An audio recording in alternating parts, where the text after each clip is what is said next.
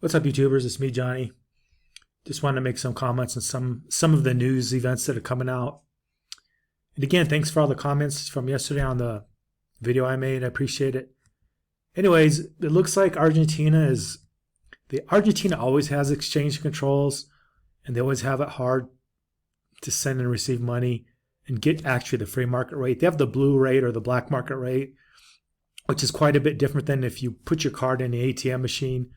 If you do that, things will cost you twice as much. Whereas if you have cash, US dollars or euros, you can get the blue rate and sometimes get 40–50% more. Anyways, here's something that might interest viewers that this is to me going to be the trend in the future, in my opinion.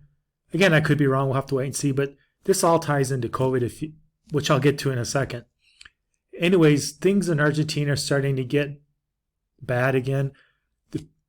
The government, the government now, or the previous government, lost it, or they're losing power. They just had an election and they lost a lot of power, and it's looking more and more like they may not pay their debt, which they haven't paid their debt in a long time. But my only point is, because of this external debt they owe, and because of the creditor problems, they're always trying to raise tax and inflate. Mainly, they're trying to inflate the money supply to pay for things. Because of the recent elections, I suppose their past elections and the ones coming up, they want to give away free stuff to stay in power. So to do that, they inflate the money supply. Anyways, in Argentina, they have the blue rate, which is a black market rate. But here, I just want to read this. This is some of the new exchange curls they're doing. For people in Argentina who have credit cards or ATM cards, this will affect them. And this, to me, is what I'm worried about happening in the U.S., in the EU and stuff like that. The central bank banned the use of credit card installment payments for airline flights and other tourist service abroad. While Argentines pay for those in pesos, the local agencies must pay for most of these services by transferring dollars abroad. We have to advance in the agreement with the International Monetary Fund, which implies that the reserves not only have to be robust, but have to be sufficiently strong to undertake that negotiation, the government said. So what they're trying to do is they're trying to keep dollars inside the country. And this is what's happening to the people down towards the lower end of society. They're keeping it so you can't buy. In the past, you could buy Bitcoin. I think you still can, but they try to put pressure on the banks not to let people use ATM and credit cards to buy Bitcoin because they don't want people to get their money offshore. They don't want people saving in dollars. They want people saving in pesos, which are depreciating like mad. Like I've been mentioning in my videos, Turkey's really been hit hard. Here we go. It says Argentina has spent 3 years trying to renegotiate repayment terms on a $45 billion credit from 2018.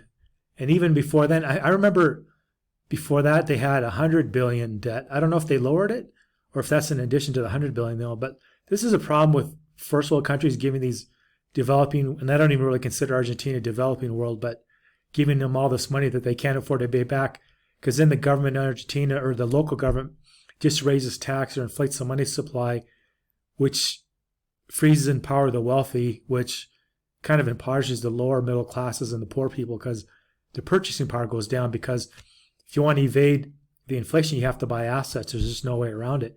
And most middle class people and poor people don't have money offshore. They don't own gold. And even they don't even really own real estate that much. Anyways, it just goes on to talk about how the peso's just losing more and more value. And any which way, as an Argentine, to try to get around that, they're closing off those avenues. Anyways, that's not what I want to talk about. There's this thing that happened in Mexico that might be interesting to some of you viewers out there. And this is all really, well, this is indirectly related to COVID. I don't know if I can find the article. Basically, Mexico used to let Brazilians come into the country without any kind of visa. You could just fly in. But because there's so many people from Brazil, now I'm not saying there's Brazilians per se, but people like Haitians who go into Brazil and then fly into Mexico without a visa, they're trying to stop all that. And part of the reason this is all happening is because of COVID. All over the world, there's people, they need to get out of their countries because they're not allowed to work, they can't earn a living, and things like that. Basically, like this article says, we need to work hundreds of migrants from newly bound the caravan in Mexico. Like from some of these articles, there was a lot of Haitians in Brazil and Argentina, and when Corona hit, they couldn't work, so they just left. And I'm looking for the article, but basically, Mexico is now is under pressure from the U.S. to not let Brazilians fly in without a visa like they previously could. Just for the viewers, Mexicans can fly into Canada without a visa, and the first year they did that, 50,000 Mexicans did not. They just disappeared into the economy. They probably went to the United States. The reason I want to mention that is because that's what the cartels do. They get Central Americans or South Americans or Haitians Mexican passports, and then they fly them to Canada, and then from Canada they ship illegally. They take them across the border through Canada, and that's how they get them in. In case you are not aware, that's what the cartels are doing. And I can't find the article. Oh, here it is. Mexico to suspend visa-free entry for many Brazilians. Now keep in mind, this only affects Brazilians who can't get a visa to the U.S. So if you're Brazilian and you have a visa for the U.S., you can still fly into Mexico. But if you never got a visa in your life and you have a Brazilian passport, you now cannot fly into Mexico. Now what's interesting about that is Brazil and Argentina, they can fly to Europe visa-free, just like Guatemalans can fly into Europe visa-free. So this is really, I think it's related to COVID and partly, I mean, it's all immigration, but it's just another thing that the governments of around the world, they're having problems with immigration.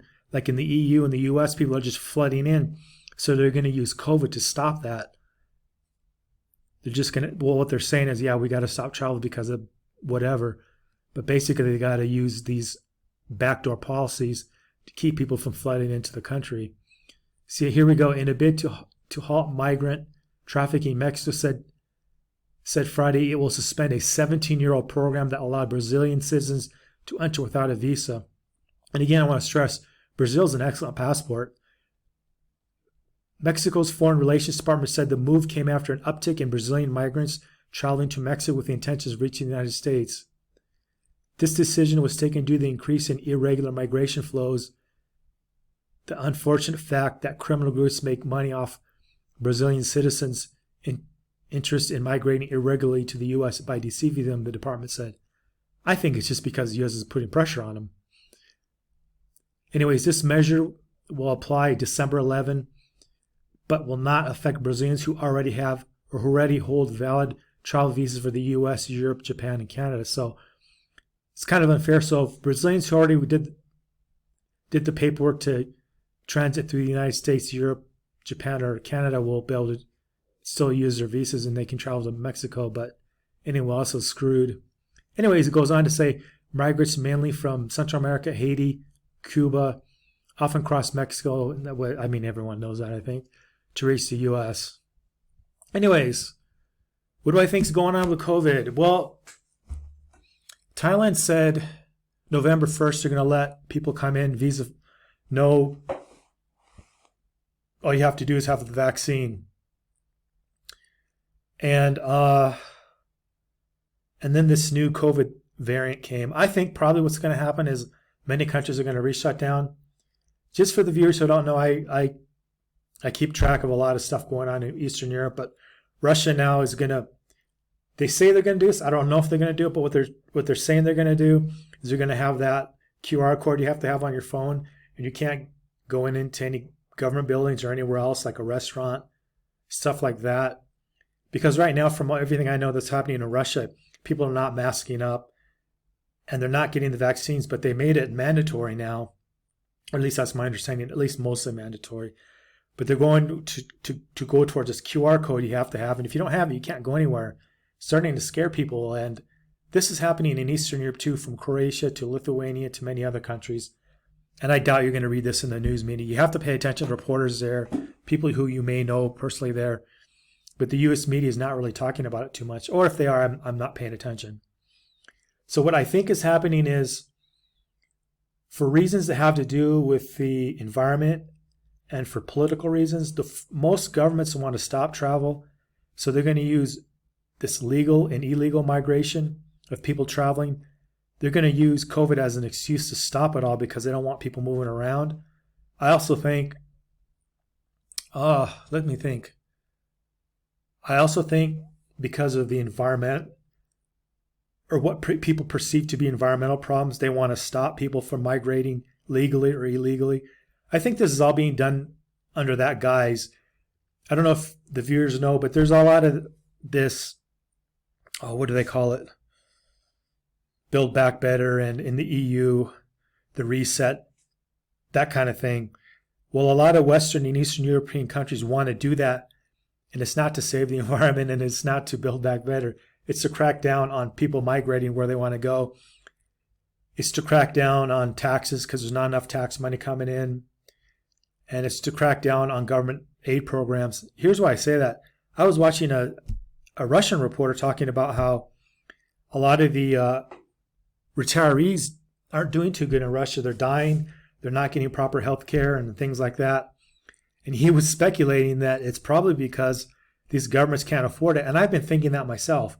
Now, I know it's hard to prove these things, but my opinion is we're really close in the Western world where we just don't have the money to pay for these government aid programs anymore. And the governments have to do something. And then COVID came along. They could shut the economy down. They could literally bankrupt millions of people in the Western world. At the same time they can do that, they can bail out the insiders in government, the wealthy.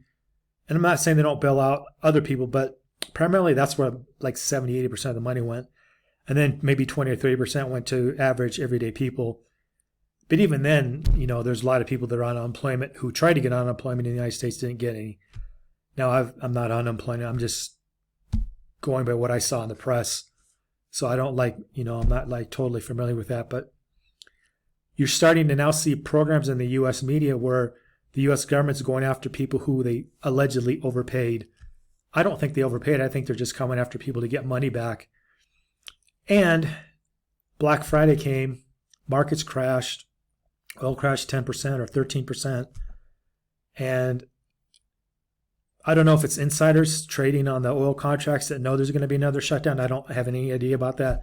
But it seems to me from what's happening, people are trading on inside information as if there will be another lockdown. I don't know.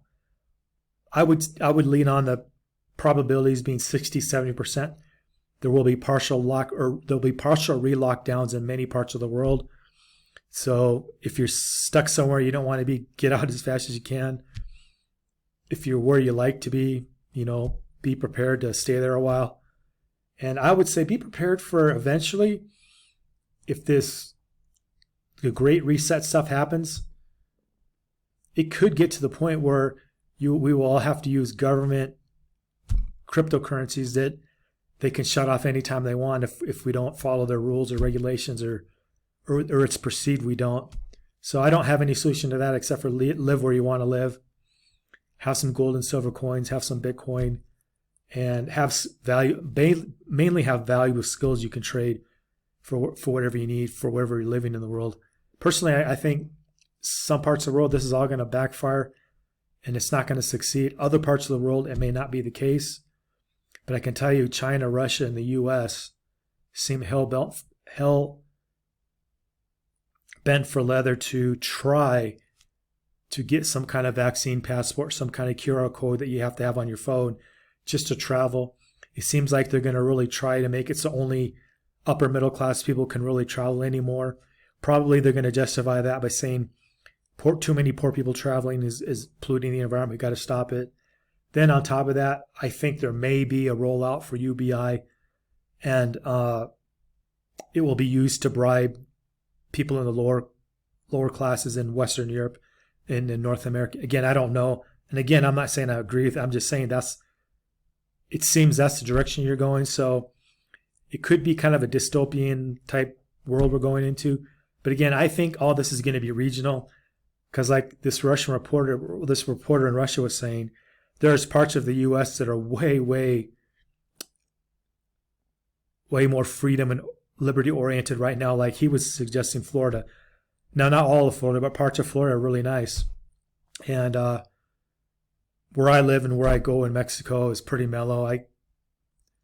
To me, it'd be a while before you could enforce a lot of this QR code stuff. But now Western Europe and Eastern Europe and North America, I could see that happening.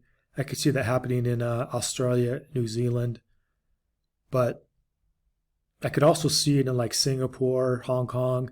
Of course, Hong Kong is tied to China, but we'll have to see how it goes. It seems to be, the so-called the bad guys are winning. I just don't think they're going to win completely or fully, and just time will tell. But my opinion right now is with this new COVID variant and with the market selling off, it seems like a lot of people are trading on they're just assuming that everything's going to close down. I don't know.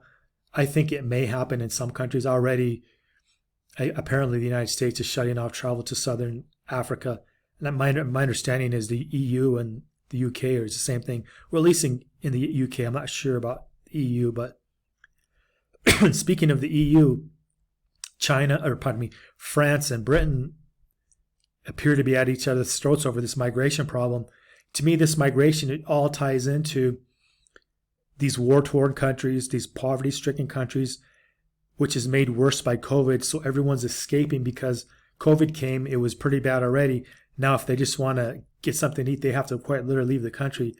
And I could just see this just coming to a head where the US and the EU are going to play every dirty trick to stop people from leaving and stop people from entering. And we'll just have to see how it goes. And my opinion, if they would let up on the economy and let people just work, get rid of these vaccine mandates, and I don't just mean the US, I mean everywhere, things could kind of go back to normal. But it appears to me right now the establishment is hell-bent for leather to try to get their build back better and try to get their, their propaganda or their what they want. I keep forgetting what it is, but it's a UN thing. You will own nothing and be happy. I forget what the actual term is, but this idea that we're going to be happy and own nothing and the elites are going to own everything, it's not going to go down too well with middle class people in Europe and in the United States. And you're seeing more and more protests in Europe and all over the world. But I have to be honest, a lot of this protest, I think, is not showing up in the media, but I don't know because I'm in Central America. But my understanding is a lot of this stuff is not really showing up in the media. Some of this stuff is showing up, though. There's a country I forget where it is. It's one of those Pacific Island nations that most people have never heard of. I forget the name, but they're exploding with protesting and stuff. This Pacific nation is aligning with China, and the news media is saying, I don't know if it's true, they're saying that people are pissed off that they're aligning themselves with China as opposed to Taiwan. So then the Australians, it's a formal protectorate of Australia, if I remember correctly. So they asked for Australian soldiers to come in and calm things down. I think things are getting better. I don't know, but to me, there's just so many protests happening off our radars that we're just not aware of it. And to me, that means freedom and liberty will be winning in some places. In other places, people have basically given up. And I don't know what to say that. Like, people got to make their decision on what they're going to do in life. But anyways, my view is that you should prepare yourself for a lot more loss of liberty. You should prepare yourself to be locked down. And if you can, gain skills or stock up on foodstuffs, especially if you're in North America. This shipping crisis, from a few people I know, have told me they think it's going to get worse and not better. It will eventually get better, but before it gets better, it's going to get much, much worse. It could cause some kind of political crisis in the United States. It may force the Fed to not taper at all, not to end the taper, but to reinflate, not just what they're doing now, but even more. So I'd be prepared for that. And that's about it for tonight. Anyhow, I just want to sign off on this video. Like, share, subscribe, and leave a comment. Thanks.